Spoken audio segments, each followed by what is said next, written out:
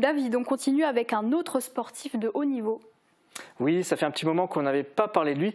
En voici l'occasion. Depuis le 1er janvier, Michel Munch est officiellement reconnu comme sportif de haut niveau auprès du ministère des Sports. Il est donc inscrit sur liste ministérielle dans la fédération handisport. Une inscription pour l'instant effective du 1er janvier au 31 décembre. Si auparavant Michel Munch était considéré comme un sportif de niveau national, maintenant il rejoint la cour des grands. Oui, et au-delà de cette reconnaissance, qu'est-ce que ça change pour lui en tant que sportif?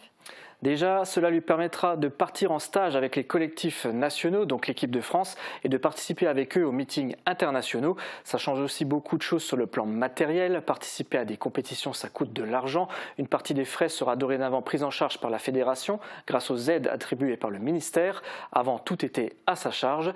Le champion sarregueminois gagne aussi en crédibilité. Être sur liste ministérielle est un critère prépondérant pour obtenir le soutien de grands sponsors.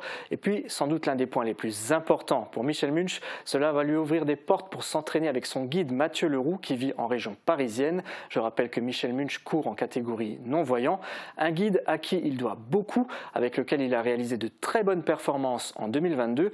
La plus remarquable est celle réalisée au meeting international de Paris en juin au stade Charletti, 16 minutes 47 secondes aux 5000 mètres, meilleure performance européenne et record de France battu de 49 secondes, un score qui permet aux Sarregueminois de rejoindre le top 10 mondial et sans nul doute de se retrouver aujourd'hui sur la liste ministérielle des sportifs de haut niveau. Cette année, Michel Munch a une compétition dans le collimateur. Ce sont les championnats du monde handisport prévus en juillet à Paris.